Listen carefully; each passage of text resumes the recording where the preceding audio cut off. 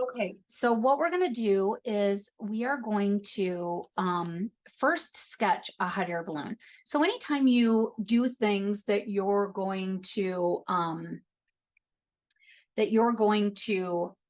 like kind of freehand sketch something out, right? And I'm gonna move this a little bit so I can move it around. This iPad wants to pop out of here and I'm not, oh no, there we go.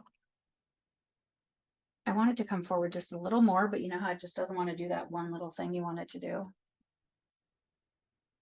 Oh, that's all right. Okay. So what we have here, I have papers everywhere in here from sketches of hot air balloons.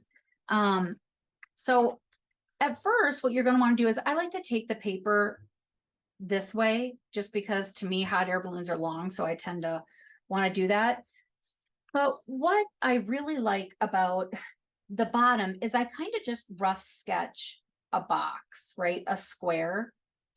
So, but remember, hot air balloons are rounded, right? The basket itself is rounded. So you can decide if you want it to be perfectly square, right? Or if you want it to be rectangle. Now I'm just using a piece of scrap paper, which I always recommend you always have scrap paper. Now, if you're going to make it smaller, and remember, we always have erasers. Oh, in fact, I didn't bring my eraser down here, so I hope there's an eraser down here. So you can decide how big or small you want this, because we can put the tangle anywhere, right? So that is not going to be a concern at all. So now we now know that we're going to put a tangle in here. Now, I almost always on baskets like this put Huggins, because that's kind of what the baskets look like. They look like Huggins or W2 even. And then, but this is where I like to sketch it first, because you want to figure out where are the strings from the balloons going to come in from the balloon itself to the basket, so that you don't have ink crossing over ink, right? So if you think about how this would go, right, we would kind of create the kind of, rounded cube, right? And you can decide, I kind of made that kind of large, but I'm going to have to go up and get the eraser at some point. I think I have an eraser down here. Hey, Jessica. Yeah. Sorry. Is there a way that I can make it like your iPad, the big picture on my Are you screen? watching it on an iPad, Summer? Yeah. Double click on the picture of me drawing and then hit pin when it shows you the options. Oh, got it. And now it should be Okay. Oh this. my gosh, thank you so Yeah, much. you bet. Okay. So Okay, got you. Okay, now I'm gonna go back to mute. no, you're fine. So I'm gonna have to run up and get an eraser in a second, but for right now, I'm just rough sketching it, right? I also like this to have a little bit of a ledge to it, because you know how they're kind of rounded at the edge, and a lot of times I just like to put a little tangle that I like to think of a tangle that's rounded itself, because if you pick something rounded and then you shade that, it's going to puff the top of that right up, right? So this is giving me an idea for the actual, when I come over to this good paper here, this is going to help me decide what I'm going to erase and not erase. So here's the basket. Now I'm going to have the first set of rope right here from this corner basket, and I'm going to have the other one from this one. Okay. And so those will end up being about the same, right?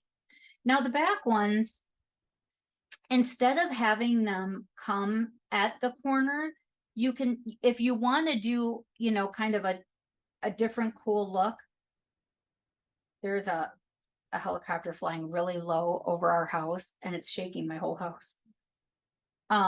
You can do it like this, which is, I think, a cool different way to have them connect. So you see what I'm talking about? How if I had ink here and was going back up, I'd be drawing over this and over this, and then you'd see that ink back here. So when I'm doing tangles like this, I really like to sketch them first and then go back and adjust with ink as I draw over the sketch, because that kind of will guide me on what to do. And then once we get to here, and this is such a big sketch that I wanted to take a piece of scrap paper before we take our real paper so you can kind of see what we're doing. It's going to help give you an idea. So now we're going to create our oval into the circle, right? So this is where with the pencil, you're going to decide, okay, are these edges going to go to here maybe now instead? This is what rough sketches should look like. This is also where you decide, is this going to come from a corner instead? These are all the different options. Just to when you're thinking about just the actual hole of the base of the hot air balloon, right? So we're not going to put the fire thing and all that in, but so I want you to see that there's so many different options. Don't feel like it has to be this square, right? That is a square that has all four coming out of exactly that. And then it's just snooze fest, right? Now, for those of you who love that, great. This is perfect. So I would just make them a little bit wider. We'll put the rope tangle in there, right? Next to Huggins. And then we'll have this center before we get out to our actual hot air balloon. And then once we get to here, this is when you're going to get to the fun of how do I draw my hot air balloon? When do I want it to start to widen? When do I want it to be more narrow of a hot air balloon? Do I want it to come out straight? Now, if you think of, if you're trying to picture an actual hot air balloon, they usually have this kind of, where the center is, they have this little area before they start to come out. You can do that. But for fun, I like to just have them come once you're at the round spot here. I like to have them just come right out because it makes bigger space for tangles. You can see the tangles better. They're easier to, and then at some point, maybe you can adjust it and change it. Or you can even just add maybe a little indent here with pencil, and that would do the same thing, which I'll show you more when we get the, I just was wishing there was an eraser down here so I don't have to go all the way upstairs. What are the chances of just having an eraser in here? Well, with the day I've had, I don't think so. I'll be right back. Okay, everybody grab the paper that you're going to use, because that's what we're going to do now.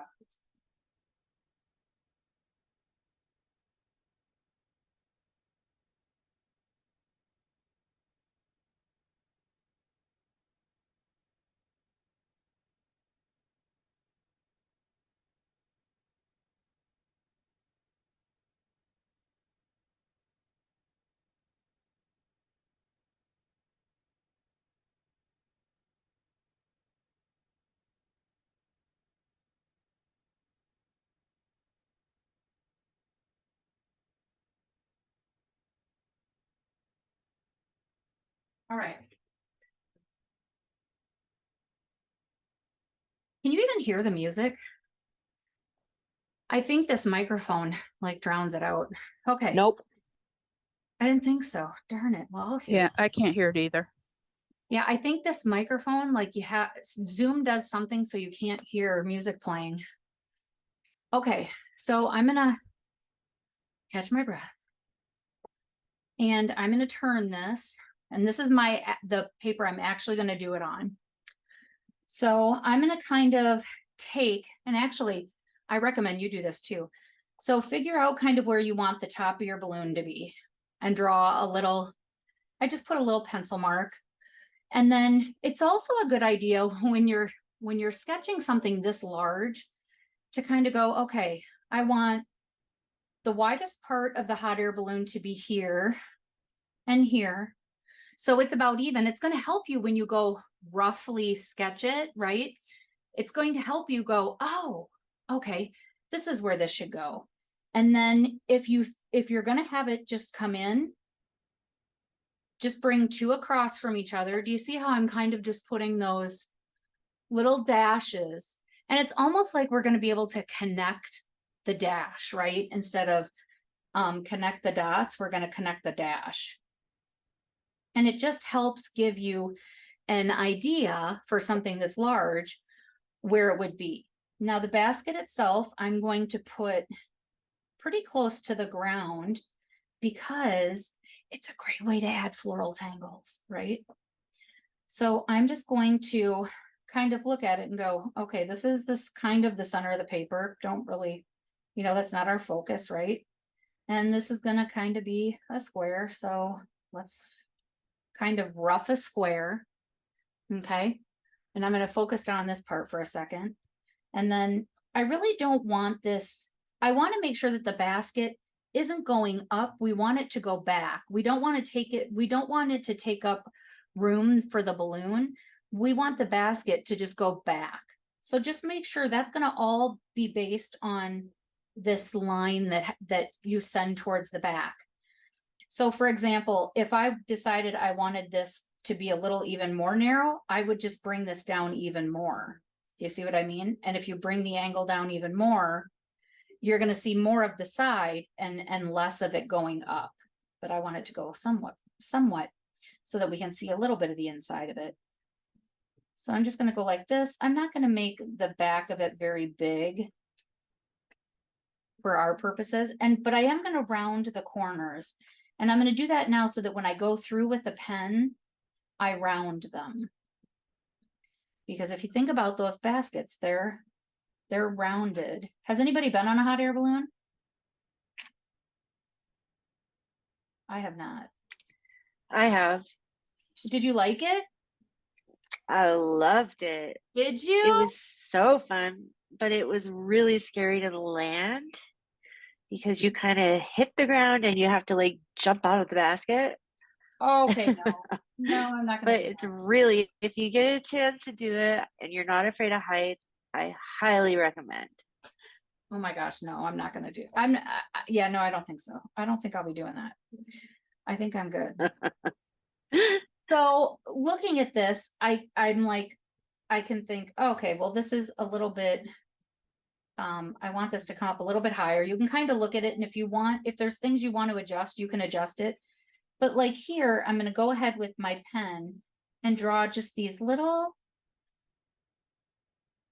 curves, right? These little C shapes. It's going to remind me to go ahead and ink those so that we can shade them later and they'll be rounded. So, but I like to do it with pencil just so I don't forget. Now the rest of this is going to be Huggins, so we don't really need to think about that. But I'm going to go ahead and put my first rope here because I'm going to erase whatever's behind it. Okay. The same here. I'm going to go ahead and put my rope right here. Now, do you guys want me to draw the rope so that they're coming from each corner? Is that what you would prefer? Or do you want me to crisscross them in the back, or nobody cares? Or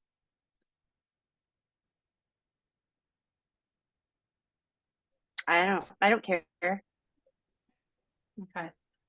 Well, I'm gonna kind of start drawing this, the whole of because I want to see how long I'm going to make these. So this is where I tend to get out my eraser quite a bit, especially I like that I have a kneadable one so I can adjust and get into those lines and erase what's behind it. So it's just gone, right? Now I'm going to adjust the size of this. And I'm also going to make sure that when I ink this, I make this a little bit bigger of a rope so that it's attaching.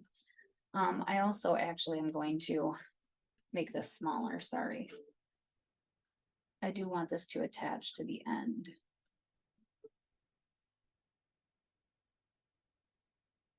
Because it's kind of like what the rope is hanging on to, right? Is the corner.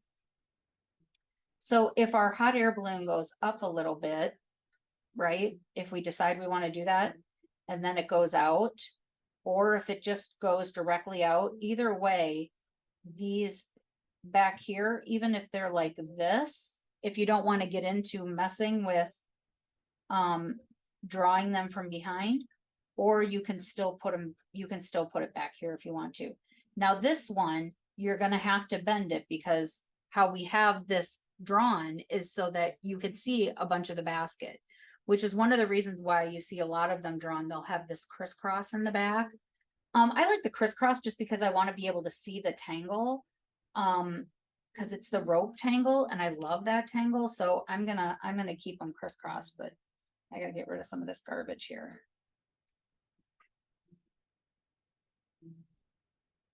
So we've got our basket. Now, if you're looking at it and you're going, oh, the basket's throwing me off, make your basket more narrow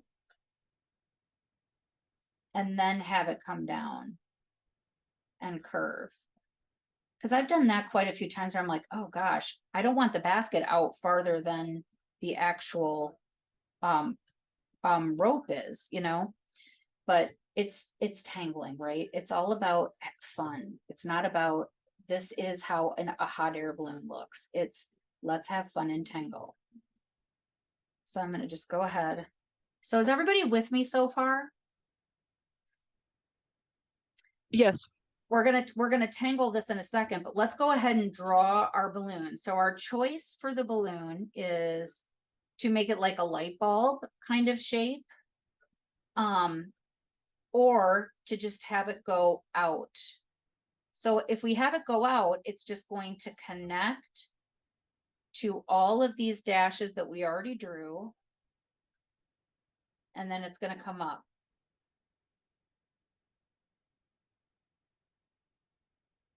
Okay. So it's just going to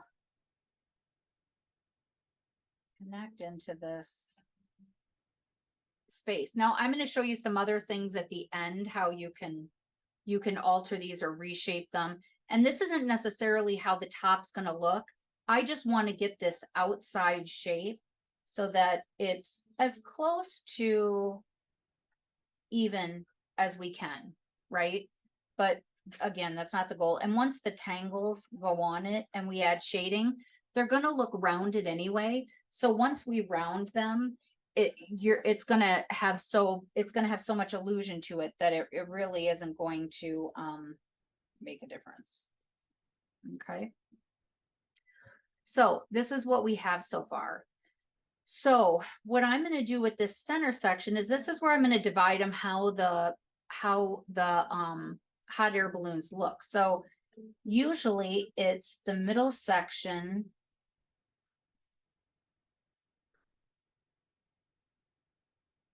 is like this. And then the next one will come down over here, right? And then another one over here, and then they'll get a little bit thinner at the top and at the bottom as they go out.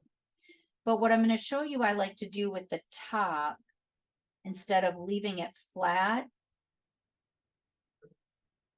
is I like to ignore this line here. Okay.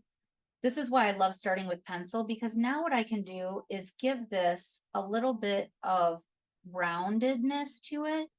So you're seeing that puff, right? The puff of the hot air balloon. So I'm going to do this to the side so you can see a little bit more. Now I'm not going to give it tons, but essentially what you can do is kind of just take this top line off if that's easier for you to see. And then just give it a bloop and a bloop. And do you see how it's already starting to give it like that illusion that it's, well, right now it's going to look very pumpkin-y, which is going to help you out for your future pumpkin tangles. But see how now we're getting that balloon feel, right? Instead of that very like boxy look, we're now starting to get the, and this is where you shape it. Take your pencil before you get out your ink and shape it however you want. Like maybe I'm like, I'm gonna bring this one in a little closer than. Okay, so let me back out here. Does it make sense so far? Now, I have a narrower piece of paper, or I'd probably make this even wider.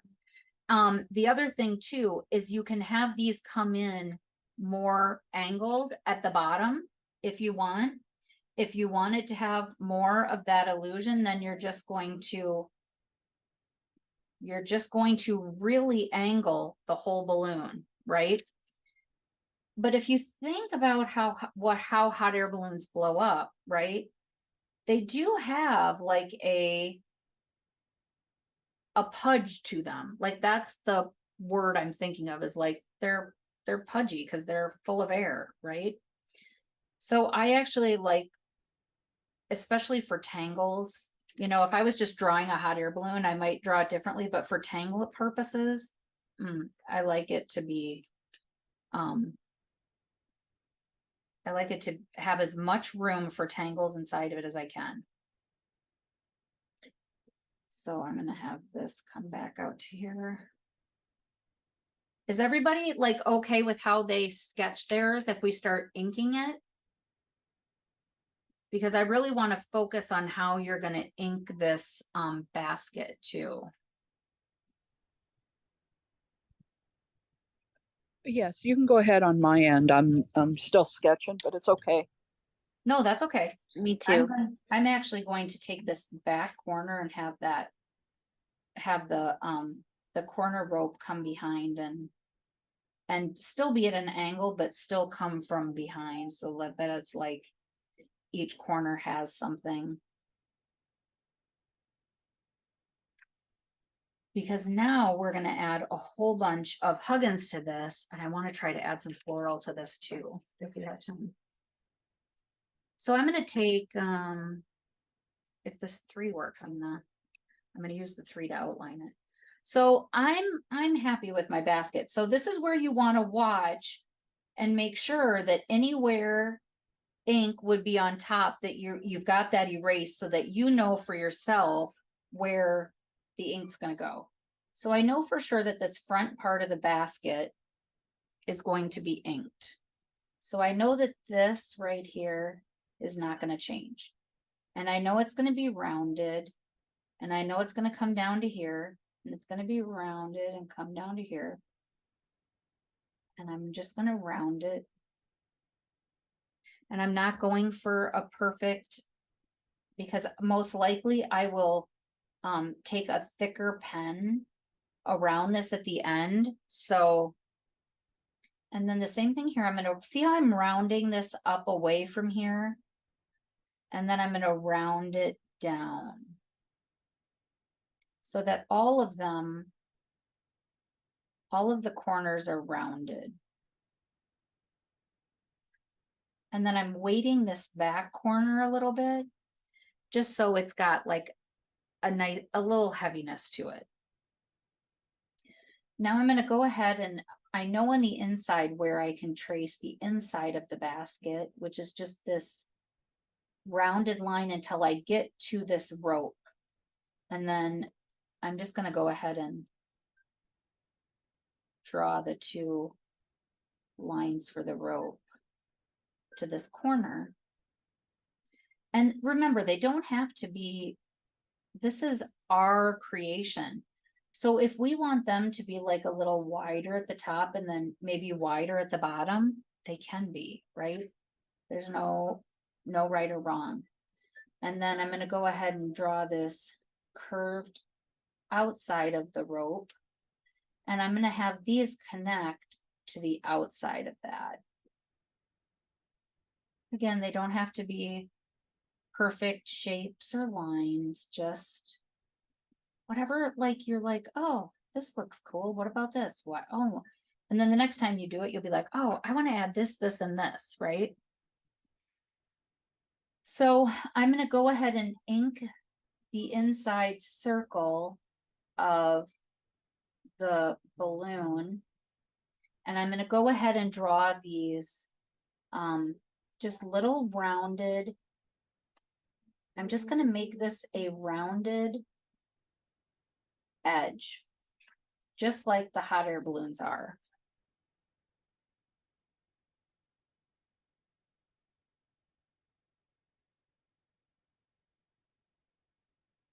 And sometimes if you turn it to face you, you can get a little bit more roundedness than if you're staring at it face on. Sometimes when you're staring at it head on, you tend to not want to round them as much, and you don't get the curved look that you want. So if you're not getting the look that you want, just try turning it and see if that helps. And many times just something as simple as that will help you get that look. Is anybody lost or need help or questions? Is everybody good?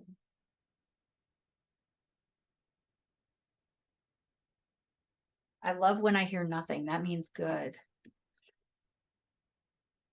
Okay. Now, we can go ahead with Huggins. If you're okay with Huggins and doing that right away with pen, then do it. I am going to get an 01 out for Huggins. And so what I'm going to do is I'm just going to start at the corner somewhere,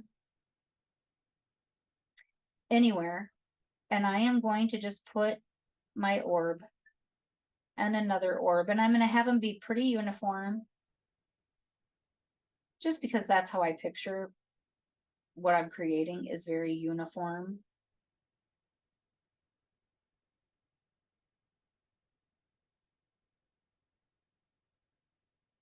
And the bigger you make these, the more detail you can put on them, the Huggins. So keep that in mind. And then sometimes it also looks very cool if you make them very tiny.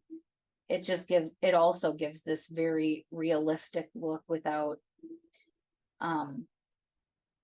going in and having to add more ink to a bigger Huggins tangle.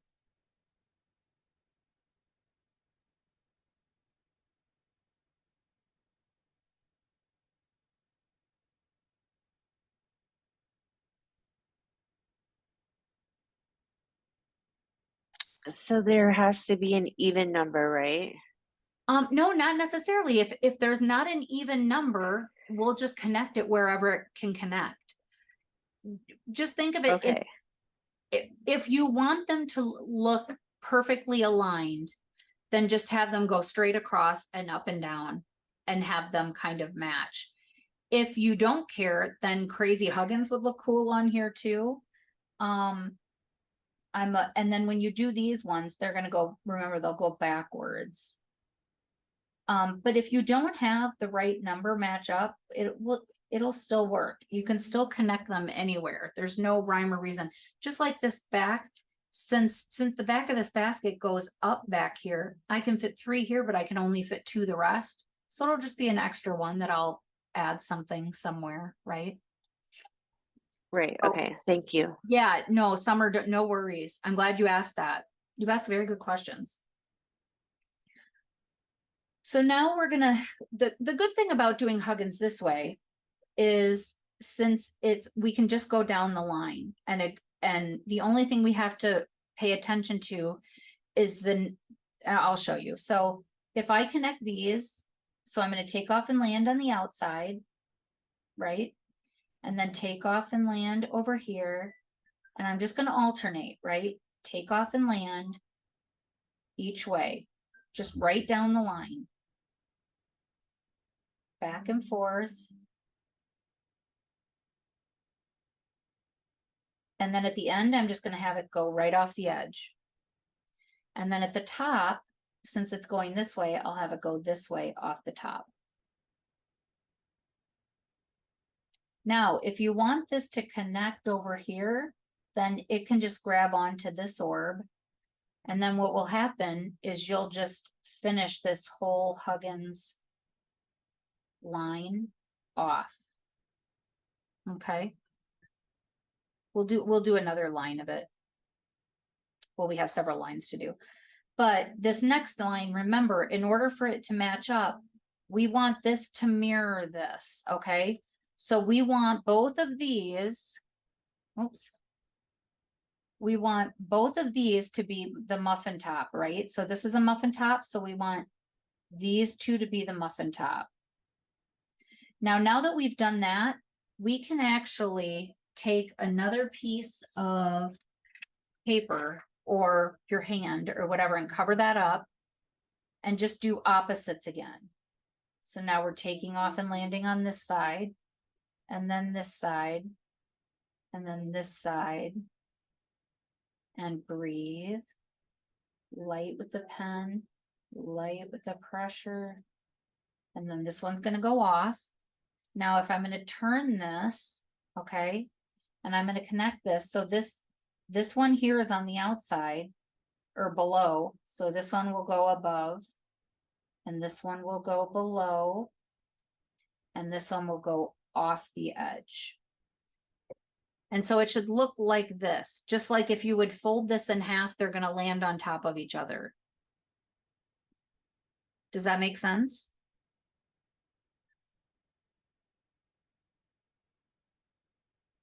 Let me know if anybody gets lost on Huggins. Oops, sorry, I forgot to warn you. I'm opening my bubbly water.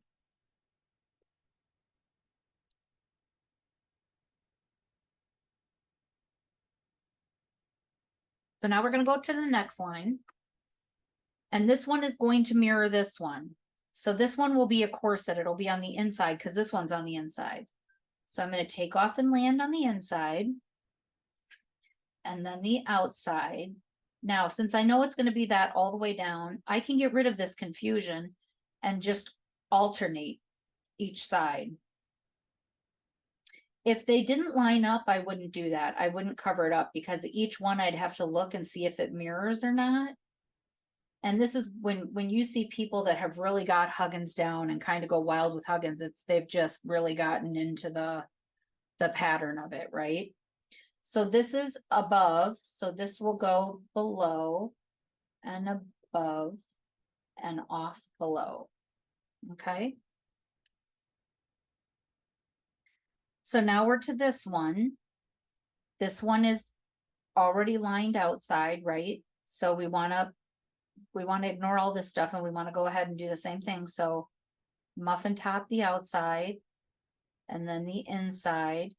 Ignore that line if you need to. If it helps you, then by all means, you know, look at it. If it makes you more confused, then cover it up.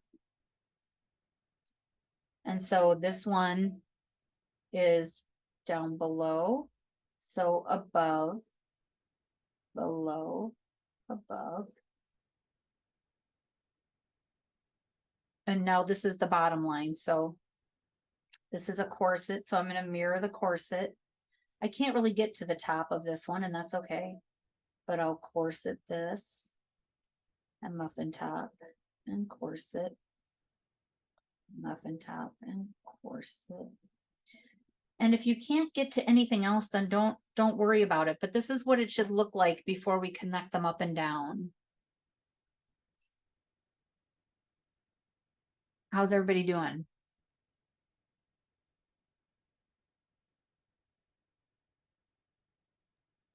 Good, thanks. Everybody good? Okay. We had a couple other people in this class, but I don't see them here. So now we're going to connect them up and down, right? So it's going to be the same thing, but now it's a little bit easier because for those of you who are in here, I know this. What's very important about Huggins? We don't cross what? We don't cross lines. Yes. So if I come in here and I go, oh, I'm going to go ahead and connect these two. No, we're not, because we're going to cross this line and this line. So if I start right here, I know that I connect these two. And I also know I'm going to do that because these two are muffin tops and these two are the corset. So you can do that for every individual Huggins you want, or you can again just go right down the line. So if I do that, and this is this way, then this will go the opposite, right? And then if I come down, this will go opposite, and I'm not crossing any lines. So this will go opposite, and this will go opposite. And so it's beautifully just put that Huggins in there, right? So now if we go to the next line that I already started, because we made one full Huggins right here. So we know that this is going to go the opposite way up, and then to go down, we're going to go just the opposite, back and forth. Now, if you want to look at it, I really recommend for those of you who tangle a lot to get used to just looking at what mirrors what, because that is how crazy Huggins just falls into place, is watching what mirrors what. Because with crazy Huggins, your orbs are all over the place, right? So this one is on the inside corset, right? So I'm going to go ahead and do that. And now I know I have to go this way, or I'm going to cross lines. And then it's just alternating back and forth. And if for some reason you come up to something and go, oh, I'm going to cross lines, then it may mean that something got mixed up somewhere. Just go ahead and connect a line somewhere. And the less you focus on it, the more you won't realize it, because no one else will. So, and I've done that many times. I've done it on lives where I have not connected Huggins right, but it still turns out to be what it was meant to turn out to be, right? So now we've got that one done. So now I know this one is on the inside. So I'm going to go ahead and just do that one, and then just go down, back and forth. So I know this is a muffin top. It's muffin top. I'm going to go to the next one. I'm going to mirror, and then I'm going to just go opposites.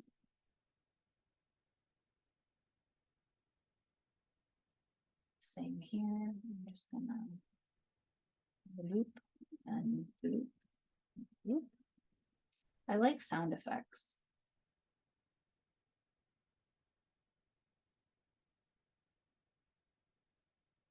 And so so if I get confused, I just want to go, okay, I'm going to go up. No, I'm going to cross a line. So I know I'm going to come in, and I know that this can go up, right? And this will go to the outside, to the inside, to the outside. And then I'm going to go do the same thing over here. So I know that this has to connect here, because if I go the other way, so it's going to look strange just because it's in an unusual place, right? But just if you don't cross the lines, they'll just fall right where they're supposed to fall.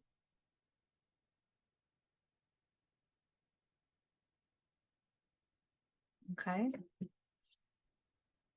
And you can see when they start to go this way, they start to kind of stretch and take a different shape, which is cool that they automatically do that.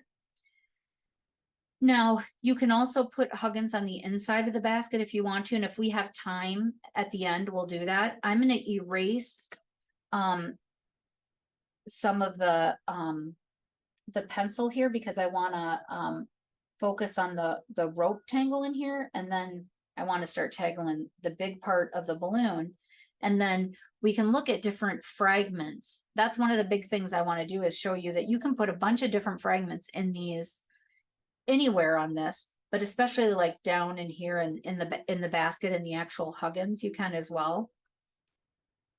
So what I'm going to do now is the rope tangle we do, which is technically a version of betweed.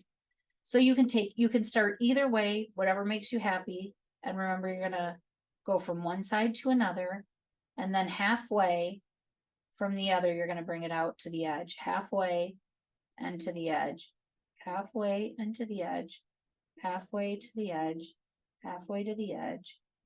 I'm like a broken record that you can hear in your sleep. But now we're getting that rope look, right? So this one, I'm going to have go the other way. I'm just feeling that for some reason. And just get in there.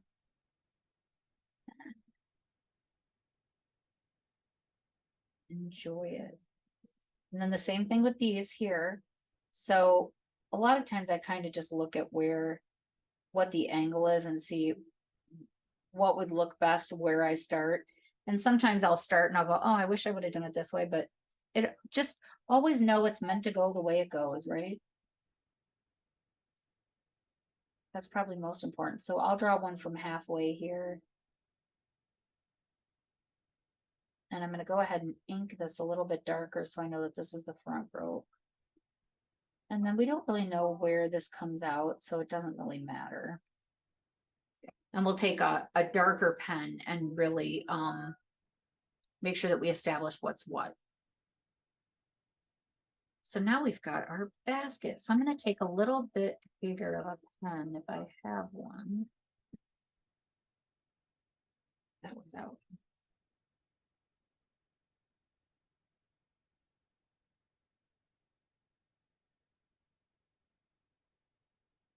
Just really add another layer to this. Okay. And then now this is where I'm gonna, even though normally I do this after I shade, but for right now, I just want to be able to know that I can see what all belongs to what. And so sometimes what I like to do is if I have a really small brush pen, I like to kind of, because they're just so bold, I like to come in and just define it a little. But you don't have, it will work with any pen that you have. You just may have to use more than one layer of the pen, or if you have a wider pen, that will work too. Just so that you can define each section of the basket. It's just going to separate it for when we shade it.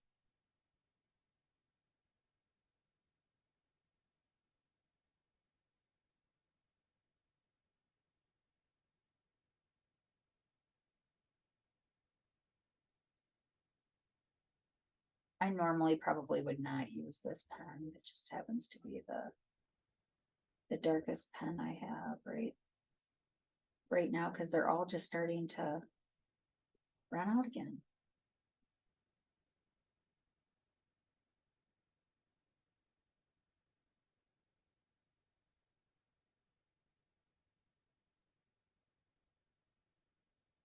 I know this goes with this.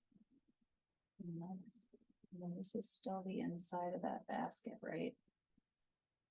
So this basket a bit taller than here, so it makes sense. I'm gonna go ahead.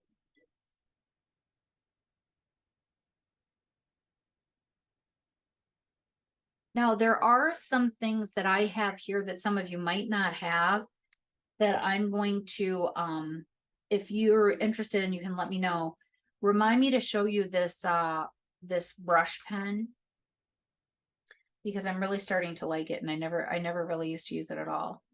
Is everybody good so far with the basket? How far we've come with the basket? Or are you still working on the basket? I'm still working on it, but I'm okay. No. I'm still working on No, mine too. No, take your time. So while you're working on that, I'm going to start talking about some different fragments that we can be using on not only just the Huggins, but also on the actual top part of the balloon. Now let me know if you get, once you're like, you know that you kind of have an idea of what's happening here for the basket. And make sure you stop me if you have a question too. I mean, I want you to do that.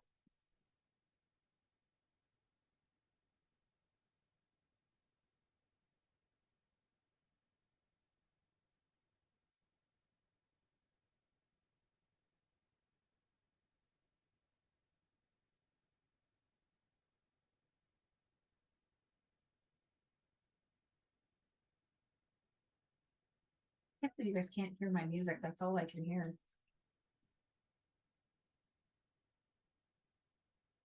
Now remember, if you don't like the roundedness of this, you can always do W2, which that is just a square instead of an orb. And it would still connect the same and all of that. So while you're all doing that, I'm just going to go ahead and ink the outside of my balloon. I also want to show you other ways that you can make the balloon. If you don't like it this way, there's other ways that you can do it besides this way. But I think I have it. So I kind of like to start with this rounded part. So all I'm doing is inking this. So keep doing what you're doing. You'll be able to watch me do this again and again and again.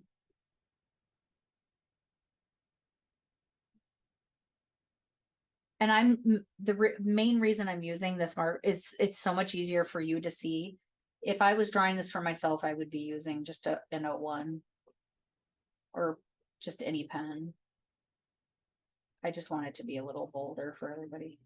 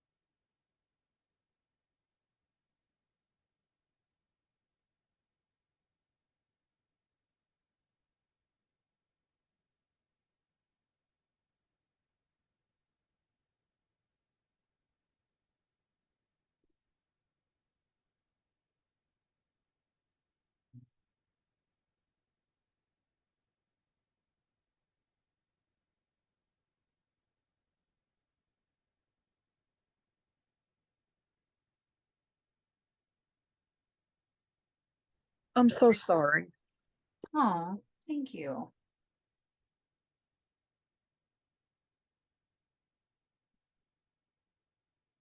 So this class couldn't have come at a nicer, like,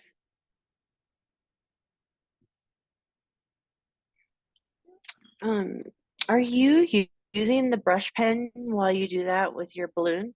yeah, I am using it so that you can see Okay. it better, but I would not recommend it for like beginning tangling because there's no control at all.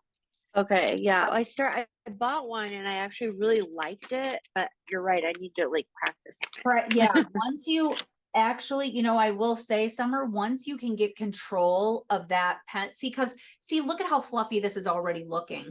When you first look at Yeah. something like this with pencil, I'm like, oh gosh, it really doesn't look like a balloon. And then once I started adding ink to it, and then once I started shading it, I'm like, oh my gosh, it looks just like a hot air balloon. But there's so Yeah. many ways you can draw it. You can draw it where you're looking at it from the bottom. You can draw it where it's got that little raised edge from the base. You can draw it where you can see more of the top. And I'll go through a few of those tonight towards the end so you can see some of those options. But I like how dark it is. And this happens to be a Copic one. It's called a brush S, so it's small. Whereas the other brush, especially the Copics, they're big. So to put them in a tiny area really takes up a lot of space. But yeah, it's strange though. It's kind of strange to use them. They're very flowy. Like they'd be really nice to just take and, especially because I started drawing like a whole bunch of mukas, but it's really nice to and while you're still all drawing, so if I wanted to take this and just be like, see how I'm barely touching the paper, and no matter where I go, it kind of automatically just wants to do its own. This one is way lighter than a micron, and the pen itself is actually very light. This Copic, it's called a multi-liner, and then it has brush S written on it. So I think it just means it's the smaller version, but it's just like, even to draw an orb, it's just like, I don't think with the microns, it's quite as easy with the brush pen. I feel like the brush wants to go in a certain direction and stay in that direction. And the minute I start drawing it in another direction, it kind of stops and makes a mark. So yeah, but play with them. They're fun, but you're right. You just got to get used to them because it's all about the control, having the control. So once you guys are ready and once you've inked the top part of your balloon, I have limitless numbers of ideas of what we do with the balloon. I'm going to show you some options on scrap paper, just so that you can see the differences of things that you can do on the actual just balloon part. So if this was the top of the balloon, and this is just for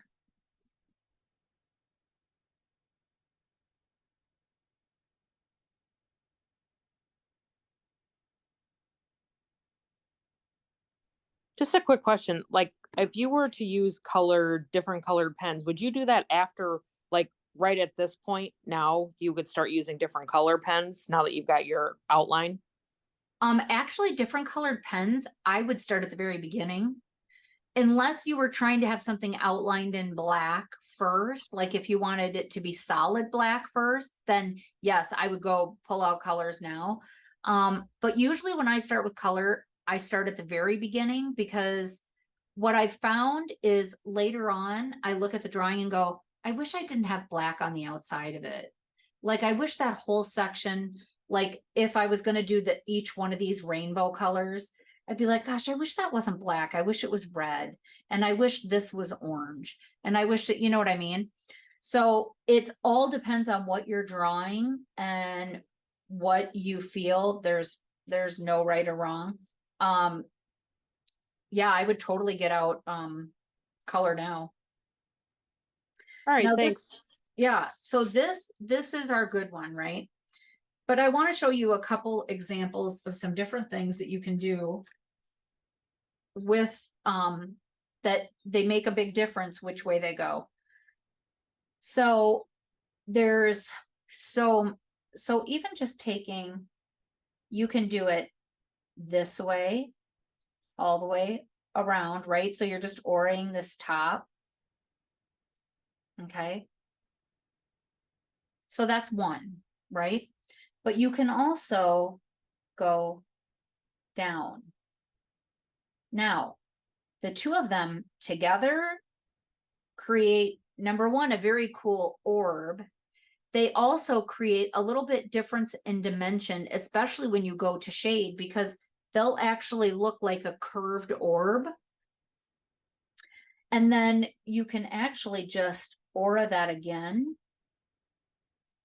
And I'm just showing you some options of fragments while everybody's still drawing, because I want you to get the most out of the class that you can.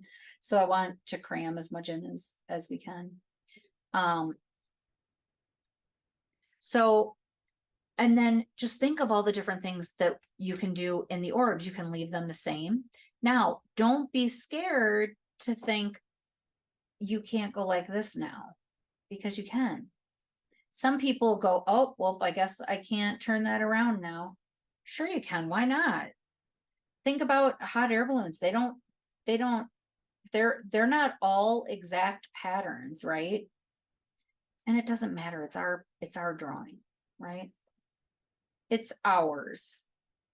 So now these I'm making a little flatter so that they're a little more oval to just see, so you can see the difference in that, right? And then auraing this. Now this is going to be a great way for you to see so many different things. And I'm going to use this scrap paper before we go to ours, because this basket is mostly shading. So I want to make sure we save time for shading. So let's say we do, that was 2. Let's say we do this again, and it's just the same kind of pattern. And again, this isn't even the full hot air balloon. I just wanted to show some fun examples so that you could see them. And then down here, now that it's getting so far towards the bottom, I would just aura this all the way to the bottom instead of making another set of orbs. I would just aura it to the bottom. But now this is where we get into, okay, well, what can I put inside of this? What else can I do? Everything. So somebody tell me, what's a tangle that you, Summer, what's your favorite tangle? Did we lose Rebecca? I don't know where she went. Yeah. Summer, Maybe she. that's okay. I'm like you. I'm a Printemps girl. Oh, love it. Okay, so I was I love it. I was totally sending that to you because I'm like, please say Printemps. Please say Printemps. Printemps. I And you know love what? Printemps. There's a department store in Paris called that, and it's like one of my ultimate favorite places I've ever been. So every I've been time to you Paris and say I've that, never been there. Printemps. Yep, you'll have to go Oh next my time. gosh, I have You should to look it go. up online. It's the most beautiful store. Jody, remind me to do that. Remind me to do that. I have to. That's what I want for my birthday. Something from Printemps in France. Yeah, there you go. Oh my gosh. That's awesome. Okay. So I, like you, and Printemps. I'm actually going to use this brush again because I'm kind of feeling it. I'm actually going to do I'm going to do a whole class just dedicated to different ways to 3D Printemps because I love it so much. So I will be part of that. I have been prepping that because it's so amazing. So what I would do is I would right away fill this in with Printemps, but I would have it be its own part. Like even though there's a round in here, I would still have it be like inside of it. So these edges, I would fill them in so that the Printemps has its own thing. And then we still like to weight our Printemps, right? Because that's what really makes it look like this. And these brush liners, I will say, are amazing for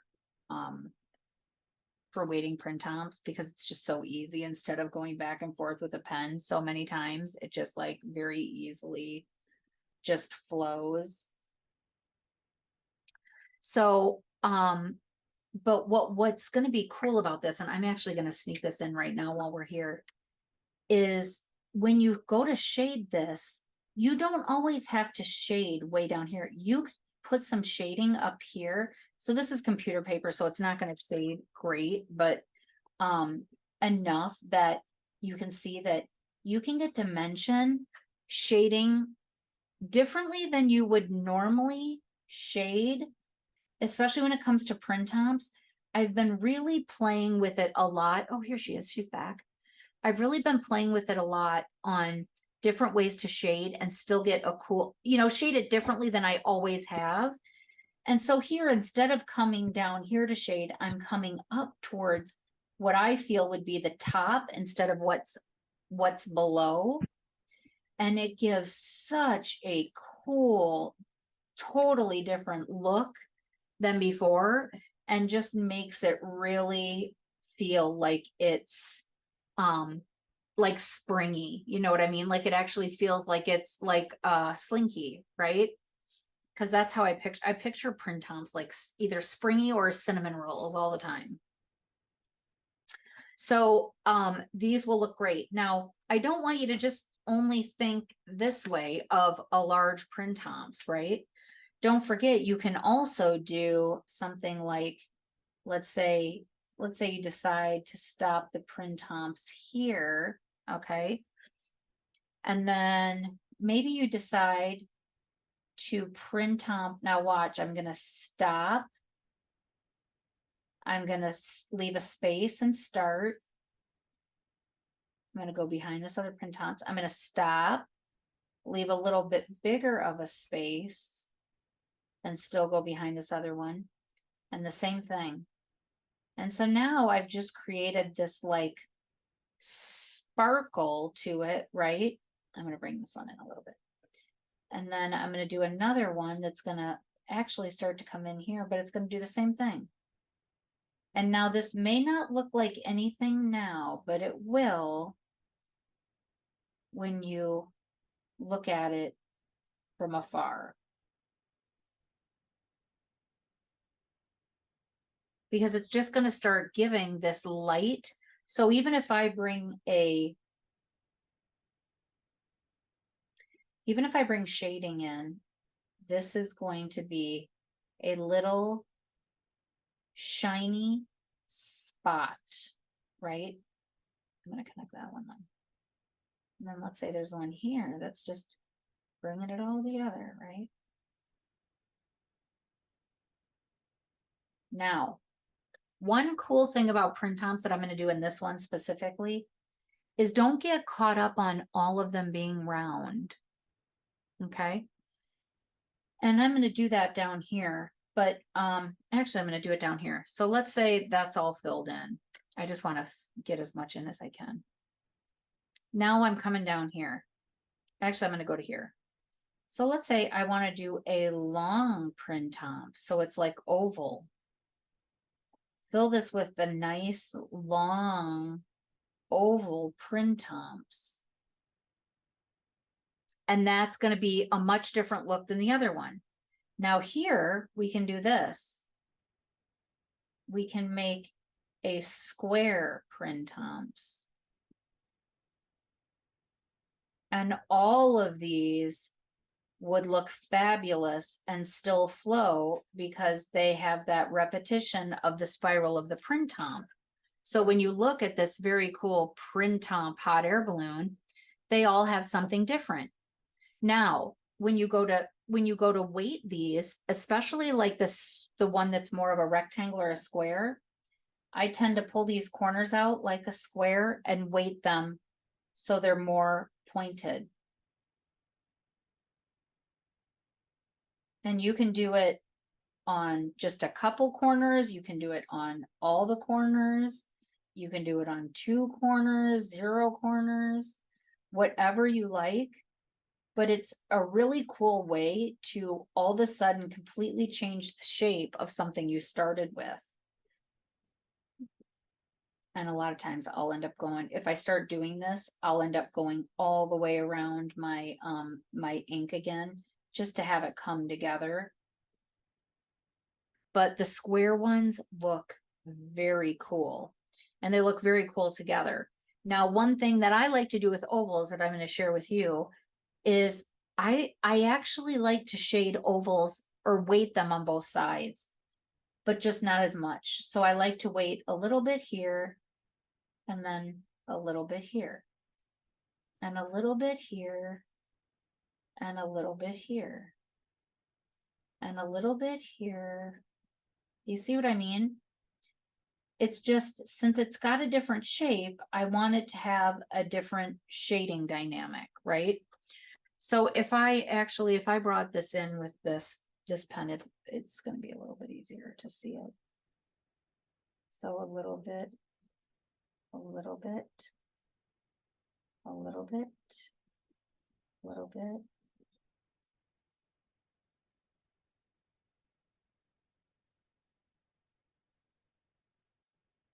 So see how we've got 3 different versions of print tomps. We've got regular print tomp solo, we've got oval, we've got square, we've got a whole bunch of tiny print tomps with some, you know, nice little spaces on them. And actually I'll finish this one off so that it's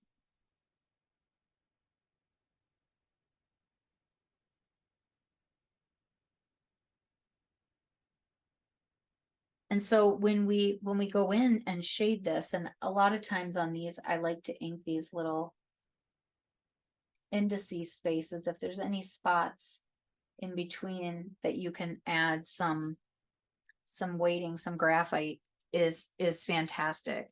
And then something like this, you would want to push this one forward with the graphite, right? This center one, and then whatever one is after that, and then leave those little shiny spots alone. But other than that, you can kind of put graphite wherever you want to. Now, if I really want this to look as though it's rounded, I really want to put it on each side though. So I'm going to put a whole bunch on this side and on this side, not worrying about the actual shiny spots of the print tops. Right now I'm going for illusion, right? So I'm going to also do this top here. I'm going to do this bottom here. I'll get this center one to pop a little bit. Okay, so see how this is starting to pop out. Now I'm doing this on computer paper, so it's not going to blend as well as it would if I was doing it on something different. But see how it's starting to leaving this light right here. It's starting to push it so it looks like it's popping up, right? Can you guys see that? It looks amazing. Isn't that cool? So shading is the key to this. So I'm going to go on to this one. And let's say, so we started with print. We can go ahead and, I kind of like the whole print on thing. What other tangles, do you guys love? Because I'm going to kind of go ahead with this, first, aura, because I like it. So all I'm doing is auraing these top sections, but each time come down because each part of the balloon comes down. Even if you How many- angle it. Go ahead. How many times have you done a tangle and you've like made it this far and then you're like, oh my gosh, there's a tangle that looks so much better and I wish I really like did that, and then you just start all over. Summer, I probably did that the first 2 years I tangled. Oh, Until I finally was like, why am I doing this? Or if I had a big project almost done, and then let's say I drew a print tromps and to me I screwed it up, I would just put the piece of artwork that I had been working on for 3 weeks in a drawer and just get like completely at myself about it, which is ridiculous, right? But right. once we get rid of our ego and remember that yours shouldn't look like mine, Jody's shouldn't look like mine shouldn't look like Jody's, mine shouldn't look like Maria, right? Who is one of Right. the creators of Zentangle. You know, I aspire, and what I want you to do is aspire to be you and to draw like you.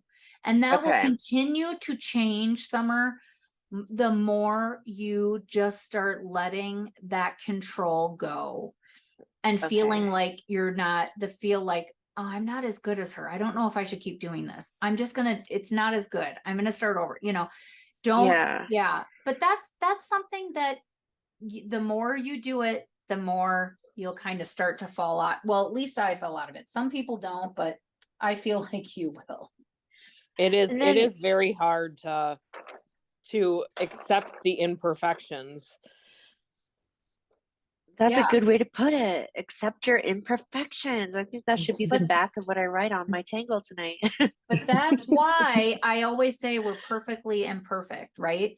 So that's why everybody's tangle at the end of my tangle classes, when I had them in person, we did a mosaic where everybody put their tangles together and I took a picture. And we all followed the exact same directions, but everybody's looked completely 100% different. Completely different. And we all followed the same exact directions and everybody's looked different. Now, one thing. Okay, and I just have one more question, Yeah, and go then ahead. I'll shut up for the No, night because you're I keep fine. interrupting. No, don't, for sure. So when you're doing a tangle, Yeah. is it important to always be like straight in line? Like, is that the point of it where everything has to be No. mirrored to each other? Is it okay if you're like zigzaggy or in different spots? Yeah. Is that okay? Oh my gosh. And I'm about to do that right now. I'm going to show you how we're going to mix now some people, what I'm about to do might not like what I'm about to do. And that's okay. We're going to mix a nice rounded tangle on a hot air balloon with a harsh more structured tangle. So no, I know what you're talking about. Spacing, the type of tangle you put in, the type of, it does not do what your heart loves. And as long as you tangle and you're looking at it and you're going, this is for me, about me, all about me, it's me, you're what, and set an intention that what I get out of this is what I get out of this. That's what it will happen. It will happen. Okay. But you have to believe in you. I can believe in you Right. all day long, but if I can't get you to believe in you, then your tangles will continue to look like that and you'll struggle with it until you get okay with going, it goes how it goes. Do you know how Yeah, many times okay. I have goofed up a tangle and there's no mistakes, but on a live, like I was teaching Huggins once and realized that one whole row I did wrong. And I'm like, okay, hold on. I just, I had to just step back and go, okay, yeah, it's okay. This is a humble check, right? And it's okay. It's so okay. Because so we've got this fun, flowy, right? And actually, I'm just going to go ahead and kind of do this place again where we can add, I do like the idea of these being rounded to put other tangles in. So all I'm doing is connecting them the other way. And what's cool about this is it's already going to give illusion that the balloon is popping towards us because I'm altering the direction of the aura, right? So I've automatically started pushing this forward instead of going, see how these are all going back? Now I'm bringing it forward towards us, right? But what I'm going to do now is I'm going to leave those alone and I'm just going to come in here and I am just going to draw some lines up and down, alternating each one. Because now we're going to change this from this bubbly round and you're going to be able to see all of them in the same balloon, right? I'm going to do it again. And so now we're going to go from this rounded bubble to this accordion hot air balloon, which is going to have a totally different shaded look. Even the drawing look already is turning it into like a folded deck of cards that you open up and they're stuck together with string. Whereas up here, it still wants to go, oh no, we're so round and flowy and happy. And oh, it's so fun up here and curvy. And down here is going, well, we're very cool and we're straight. And it's just mixing together going, hey, it's okay. We're all unique and different, no matter how we do it, just like our tangles are, right? So what I do like to do with a tangle like this to help with contrast. So let's say this is my first like band, right? Because I've got two things connecting them, is to do this one a little bit closer here. Because now I can do a smaller fragment in there.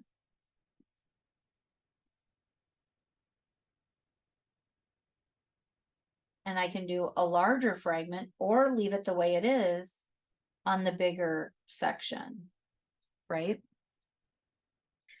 So to alternate these is going to give a completely different look again. And now how angled you do this as well will also make it look completely different too. So if you take this and make it wider or thinner, it's going to give another different dynamic, right? So does that make sense so far? Are you seeing how these are just like curvy, flowy, and this is going to go, and we just mixed them together magically. Yes, and it looks really cool. Yeah. So now what we can do when you get down here is you can actually, there's no reason to only have one tangle right inside of here. So we can actually, I don't know if that's the one that's almost out or not.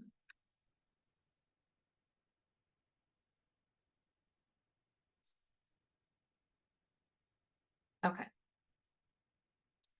So even when we're inside of here, it doesn't have to just go from edge to edge. So, I want you to think of like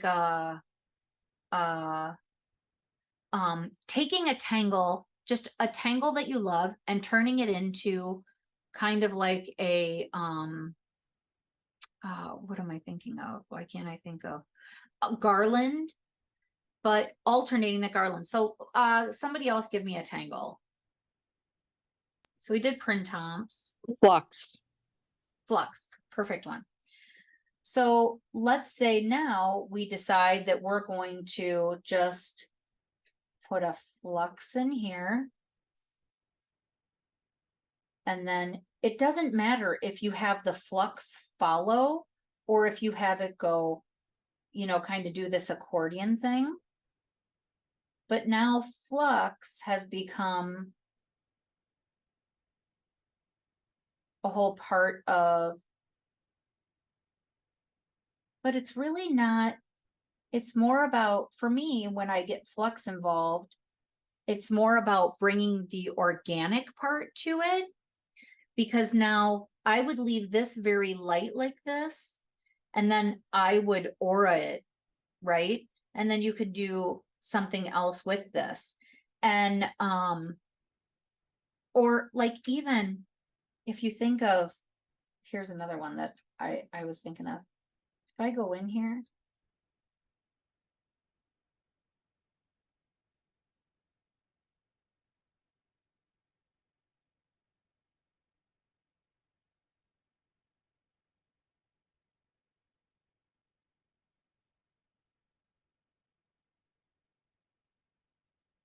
and I'm just going to have one in each one.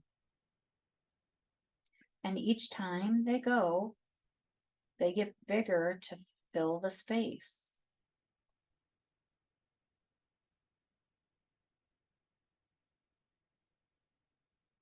And there's no right or wrong. So if you decide you'd rather have, you know, a whole bunch of them stacked, you can do that too. It's completely up to you. If you'd rather have this as poke leaf instead of poke root, then that'd be amazing too. But to see how now we're just making it earthy, and here is where we can take any other like bigger pen. Let me see. I think I have to go back to that brush. I think that's the biggest one I have down here. So now let's say I take this, and all I'm going to do is real light with this. I'm just going to go around this, and this becomes what the printomps was, but we started with the actual tangle, and then we aura'd instead of auraing and then putting the printomps inside. Here, what we did, oh, and look at these are going to meet. This, oh, I love this.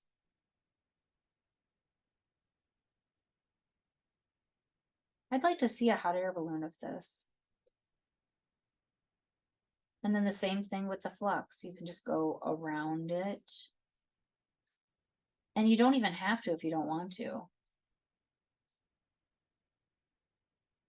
But since I keep thinking about the hot air balloon and having to jump out of the basket for the landing is what I keep thinking about. Oh my gosh, that's funny. So see how we took a tangle and we're still getting that either the zigzag or we're still going to get the effect, right? Now, I wanted to add I want to show you a couple of fragments that you can put in here before we start to,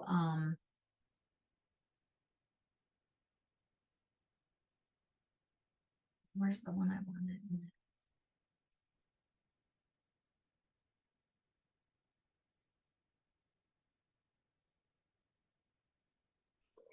I think that story probably sounds so much more dramatic than it actually is. Like, it wasn't a very high jump. Like it wasn't a very, hey, but you made it, I you made don't it sound super cool. And it hit the ground a few times when you like land, so you kind of bounce, bounce, bounce. So it's like not like you have to jump 15 feet or anything, So but it's still fun.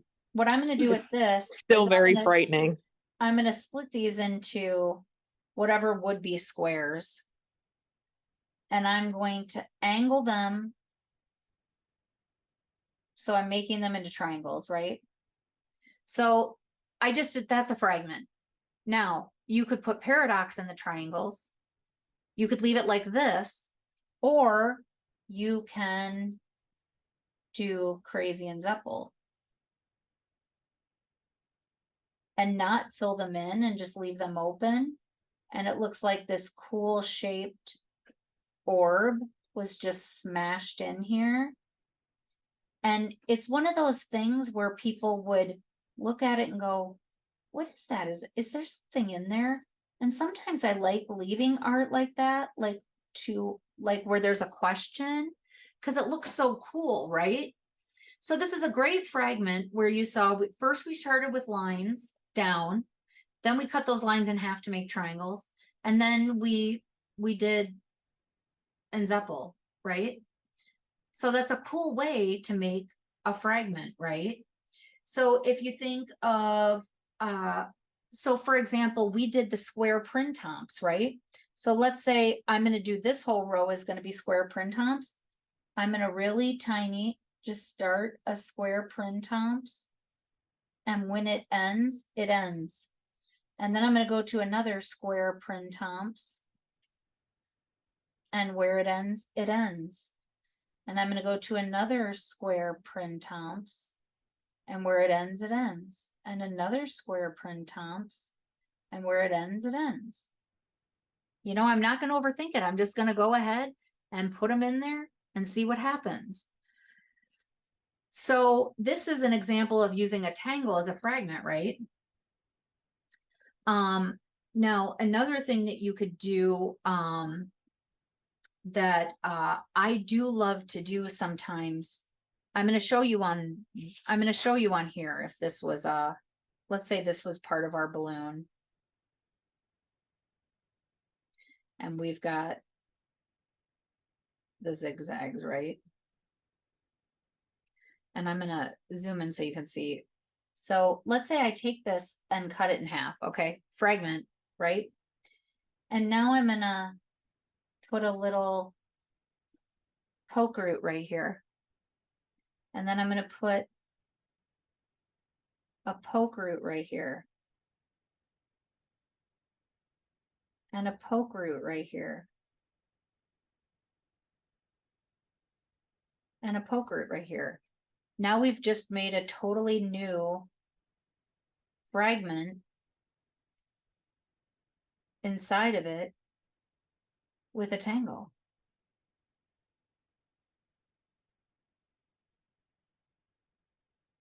So when we leave orbs just plain and shade them and don't do anything else, just think of all the other things we can be putting in them, right? It kind of is like, you know what I mean? There's just so many things that we can do. So, I mean, that would be very cool in here. A whole bunch of printomps mixed with poke root or another tangle, right? What other one were we gonna do here?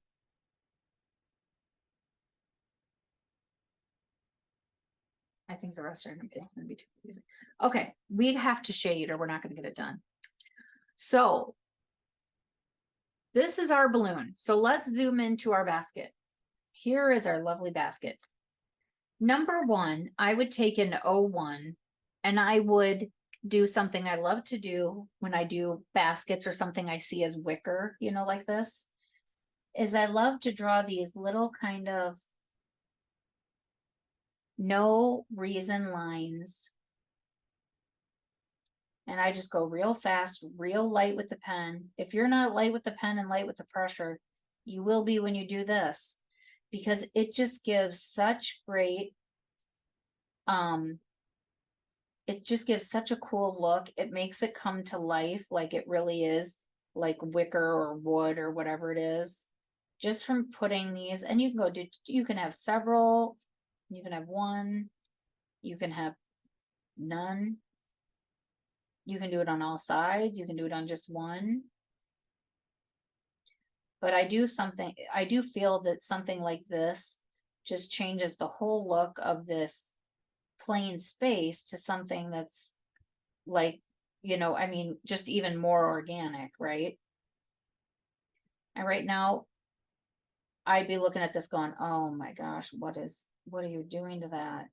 But when you shade it, this will just barely come out. And then that's when you decide if you're going to end up darkening it or not, the ink.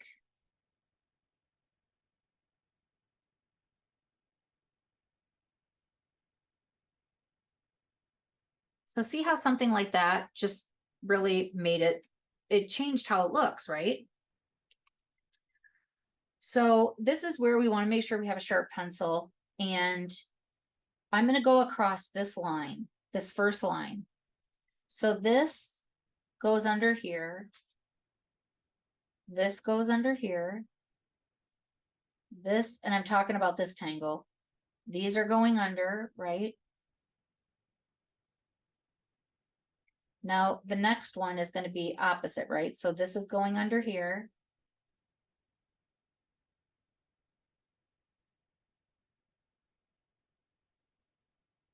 And then the next one, this is, because this is the one that's on top, right?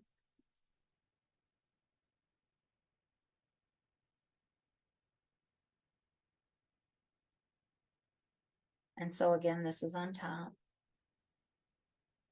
It's just going to alternate. And then when you turn it, you're going to do the same thing. So these are the ones that are on top. So I'm just going to put some shading right here.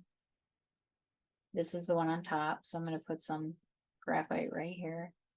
This is on top. So I'm going to put some graphite right here. This is on. So just find the one that's on top and just shade on the sides of it so it remains on the top.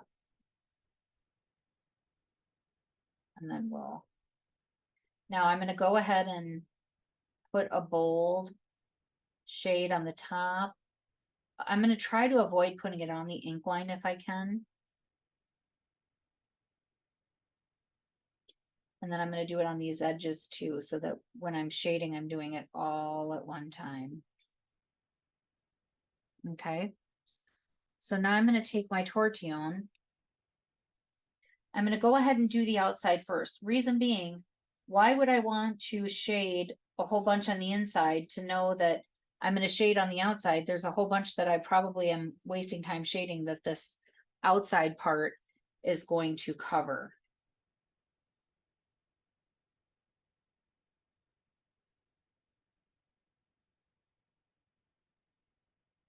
All right, and now I'm just going to go into all these little spots that I have graphite, and I'm just going to blend it in for now. I'm not really going to move it because these are pretty tiny huggins, so I don't really want to overdo the graphite, because then I'm just going to have to go in with something else to change it up. So then I'm going to turn it, and I'm just going to do those opposite ways too. And usually I miss a few and I go back, and you notice them right away when you turn it, because you'll be like, oh, that looks weird. I must have missed one. But I just don't want to overshade it, because I want to make sure that I can see the weave. So I can see. I'm going to go ahead and do this. And this. See, I have to look at my computer because I can't look down, because it's just a big glare to me looking down. So I really do kind of tangle blindly, you know, not really seeing what I'm doing. Oh, look at how cool that is, you guys. That looks really, really cool. Doesn't it look super cool? Yeah, it looks like it almost looks like a picture. Yeah. So now look at when you look at it from far, look at how cool it looks when you look at how much dimension it has. Yeah. You know what I mean? So now if you take this edge here, right? We did this curved edge. I'm going to do one side, and then I'm also going to do the other side with graphite of this curved edge. And then I'm going to do the same thing with the rope. Remember, we just shade on both sides. And I didn't weight that yet because I want to see how much ink we have before we do it. And I'm just going to barely move this because it's such a tiny spot. I don't want to put graphite over the highlighted space I need. So I want the very top of this to be white. Now, if we lose that for some reason, that's okay. I'm going to show you what we do. So I'm going to do the rope, same thing with the rope.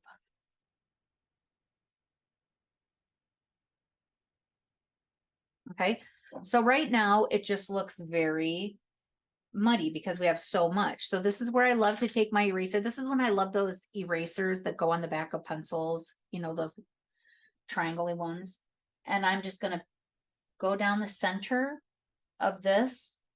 Now, if I feel like I took too much off now. So I'm going to go, I've kind of created this like flat spot with my eraser. I'm just going to go a little on this edge so that I still have a little bit of white space. Now, if I feel like I'm taking too much away, then it's kind of a back and forth. You just gotta, let your medium work with you. You can do the same thing on Huggins. If the Huggins gets too dark, you can go ahead and take your eraser and use it to help you get the illusion you're looking for. And then a lot of times I won't put more graphite. I'll take whatever's on the tortillon and I'll use that to blend that. Okay. Now this inside here is dark, dark, dark. So I am just going to really heavy put some. Now, if you really get into how this would go, you could take and put a little mark down here, like this is the center or the corner, you know what I mean? If that's something you want to do, you can just draw that little line there and have that come down. Otherwise, yeah, you can shade this whatever feels good for you, right? Some people would shade really heavy in the center, like down in here. I kind of like it under the edge. I feel like it's more of like this rounded basket illusion than anything. And then don't forget, I really, really, really highly recommend always going back in with ink wherever you feel like you lost your rich ink markings. Go back in with that pen and really re-ink those places.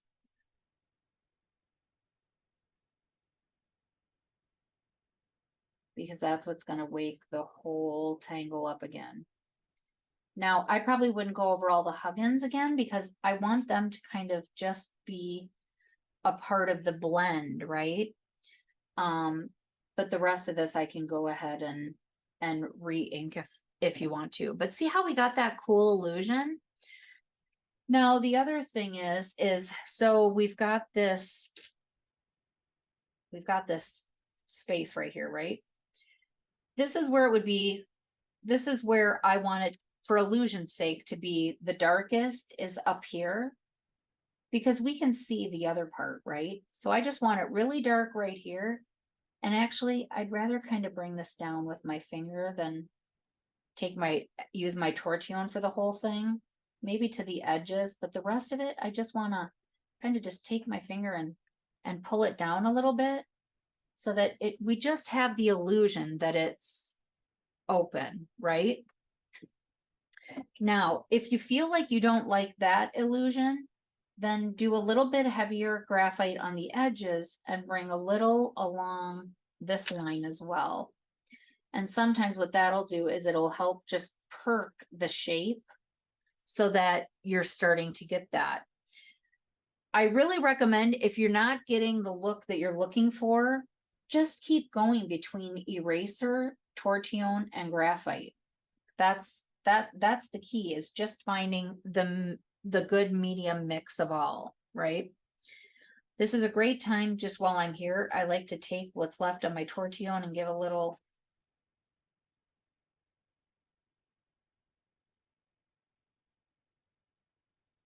Give a little bit of. It's just gonna push the whole tangle forward, the whole image forward, if you put some graphite behind it, and you'll see it more in a second here. And then I love that, you know how I feel about the finger, my favorite blending tool. Okay, so if let's see if this is on high. If I turn that down low, see how this is just putting this little bit of shading. Now remember, this is back farther than the rest, so if I put a little bit more back here, it's just going to push the balloon forward on the paper, right? It's just going to push it towards us. So don't ever be scared to put whatever's on your tortillon around the outside to start pushing that towards us, okay? Now let's get to this balloon here. So we did the print-ons, and actually I'm going to go ahead and put another print-on on here. So let's say we did print-on.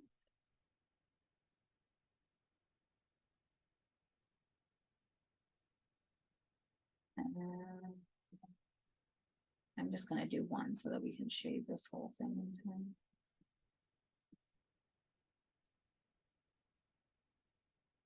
Oh, I love print-ons. The other thing too, and I'll show you that in a second. Actually, let's finish this one thing at a time, just one thing at a time. So I'm going to start up here. I am going to take a whole bunch of graphite, and I am going to put it on this inner outside of this. Now I'm going to do it. I'm going to avoid the center if I can, the center ink. If you can't, that's okay. It just means we'll be re-inking, right? But you're doing both sides, because what we want to do is give the illusion that this is puffy, right?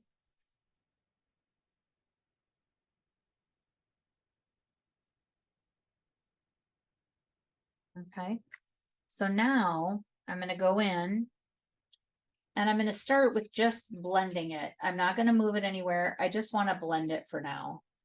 Okay, so all I'm going to do is I'm just blending it where it is. Same thing here, just blending it here. Now I'm going to come to the next one, blend it here. I am going to go up and round the top though, so it has some blending, and then down here. Leave it where it is. We'll decide if we need to push it more after we look at it. The less you erase and mess with the paper, the better. You'll just start to lose the integrity of the paper the more you add and take away. So if you can avoid it, it's great. I don't want you to not use your eraser, but if you stop and think, you know, first, should I add more now or later? Just see what it looks like first and then decide. Don't go, oh, I'm going to add a whole bunch because I can erase it. I don't want you to do that, but I don't want you to be scared to add it either. But I don't want you to all of a sudden go for the 50th time and erase it and realize you just erased up your whole tangle because the paper just shredded, because I've had that happen and it's not fun. Especially when you've been working on something for weeks. That is not fun. Okay, so see, it's kind of starting to look what we want, but it's not really what I'm looking for. So in this case, what we want to do is we want this graphite to come more towards the center of each one. I'm not going to be able to do that with just the tortillon. So I'm going to come in and I'm going to add some more on each edge.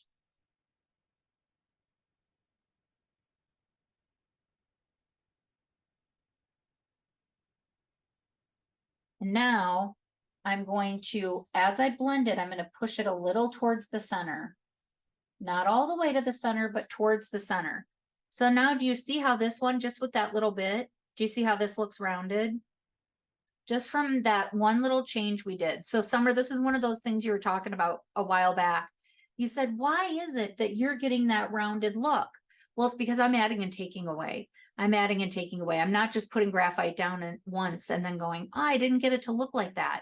Really, don't be scared to go in and add a whole nother layer of graphite with the pencil, right? And because and as these get bigger, these sections get bigger, you're gonna be pulling more graphite to the center to get the look, okay? Am I making any sense to you? Oh And- yeah, 100%. But so I guess my next question is, Yeah. what happens to all this shading when you add watercolor paints? Does it go away? I've never I done that don't, before. if I'm gonna watercolor, I don't graphite it. And in fact, You if don't? I do graphite alive, like a lot of times, things that we do live, I show some shading examples. And then, I have to spend a whole bunch of time getting rid of that so that I can watercolor it, because if you go to watercolor Oh. graphite, it'll make the color look like, let's say you took yellow, it would look brown. Okay. So you have to erase the graphite. Yeah, you don't want to watercolor over graphite. Okay. That But is good to know. you will want to, when we do the watercolor, which actually, if all these things hadn't happened, I have so many things on my calendar that I have to tell people about that are already down. But when we do the watercolor and talk about it, we will talk about that specifically, because now people don't talk about like rules and reasons to watercolor very much. But I have learned a lot of things to do and not do. And I've had people in my lives go, oh no, that's not true. And I'll be like, yeah, I actually did it. And that is true.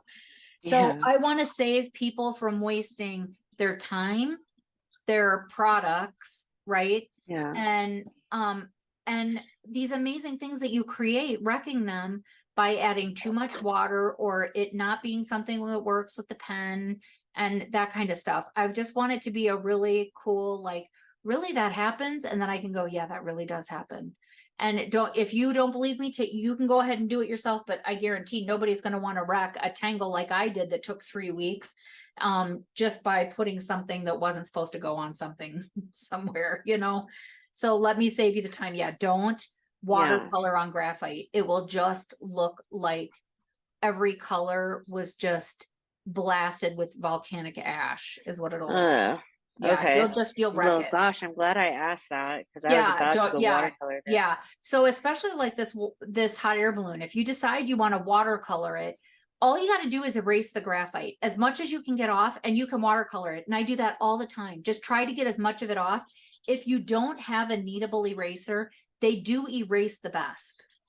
And they erase without the little things, the little eraser things. The shreds. Yeah, the shreds. Yeah, I don't like that. So now we're to the accordion one. Did that answer your question, Summer? Yeah, thank you. Okay, thank good. you.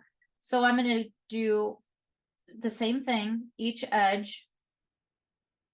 But the one that goes in, I'm going to do more and have it come up a little more. The one that's on the top, I'm not. Okay, because that's how we create illusion. If we do it the same on both the top and the bottom, it's just going to be the top and the bottom, right? And we want it to look different. So this is the top. See how this point comes to the top?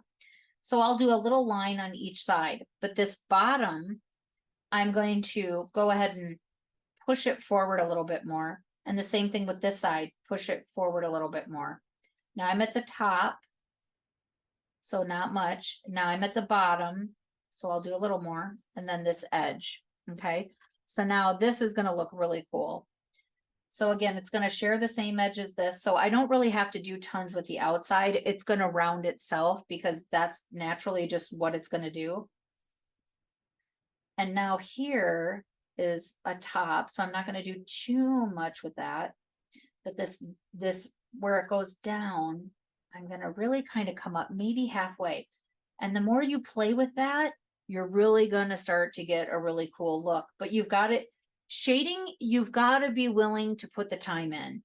If you don't want to put the time in with shading, you're not going to ever get the look. Because it's just so, that's why people say, why don't you shade on your videos and your lives? Because shading takes me 3 days. And that is what it does. It takes a really, really long time to shade. And then I thought I'd start shading on Procreate to see if that would save time. It does not. It does not save time.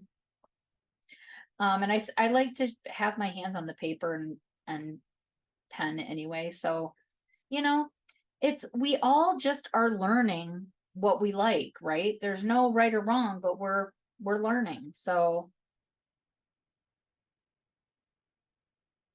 all I'm doing right now is I just want to blend as much of this as I can so that I'm getting some kind of 3D look.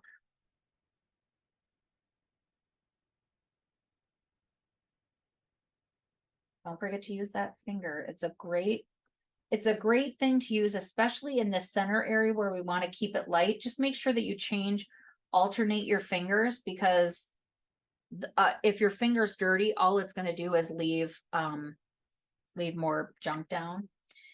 And then spots where it gets too dark, I tend to just tap my eraser on it and remove some if I feel like I need to, but that doesn't happen very much where I'm taking graphite away. I mean, hardly ever, actually. I'm usually adding more. Okay, so see how we've got this rounded, especially over here, because I've got it dark enough over here. We're really getting that roundedness from how heavy the graphite is.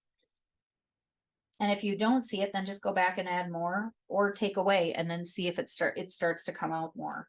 If it does, then you can go, hooray, that's what it was, right?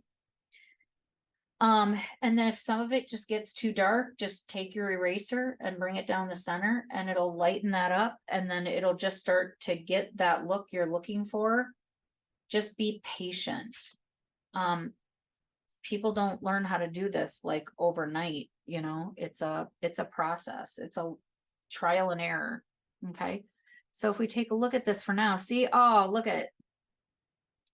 Let me dim this. Oh, what's that? I think that's just shining so bright. Here, let me. I love how this turned out. And I had some of the same questions Summer had, like about painting over graphite and stuff. Yeah, So I'm don't glad paint. she asked those. Yeah, don't paint over graphite. Yeah. So see how we're able to get this cool rounded, you know, for people who didn't take this class, it's amazing for a shading, like a huge shading tutorial class. You know what I mean? Because here we've got the bubbly, you know, like fluffy rolls, and here we've got and they're on the same page and we're still getting the same thing. Now I would do the same thing with these. I would still divide these the same way, up and down.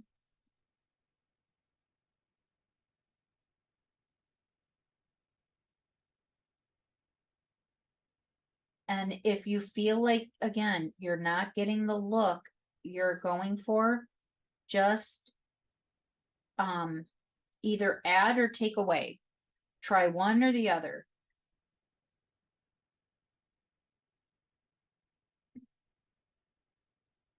And some people be like, well, if you get this art book, no, just trial and error. You don't need any books. I just don't, not about that, but that's just me.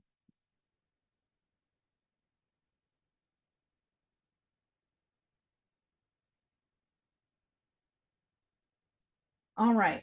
So I left this dim a little bit just so that you can see how this will shade when it's dim. I'm just taking it a little bit to the center on both sides, just to kind of keep with the flow of the rest of the balloon so it doesn't look like it's been half shaded. I don't want to leave a class where it's half done.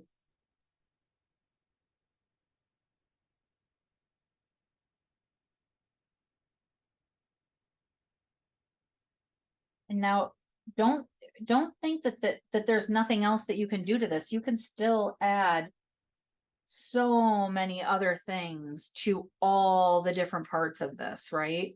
You can add more things in here. You can add stuff on the outside. You can add tangles inside of the poker. You can add tangles inside here, tangles inside here. You can actually too take, if you want to like maybe connect this a little more and give it a little weighted section in each of these places. It's just a nice fun little thing to change it up, right? So what do you think? I love this one. I love it, love it, love it, love it. And in fact, like I did learn so much shading. Like, Yeah, oh this my was a gosh, great, this is a great shading class. I mean, thank you for going over all that. yeah, this is a great, and see, adding this little bit of graphite to the top here really does, you know, make a big difference in how it looks. So it doesn't, I don't think even if I don't think I can back out anymore. No, I can't. Let me try to push this up a little bit higher to see if we can. I agree. I absolutely love this class. Yeah, And I I love the think that, shading as well. yeah, I love this. This really is, sorry, I can't get it to all fit for some reason. You should see my iPad just keeps going like this. Like I gotta tighten it and I can't reach it and I have graphite all over my hand, so it's just gonna slip. So let me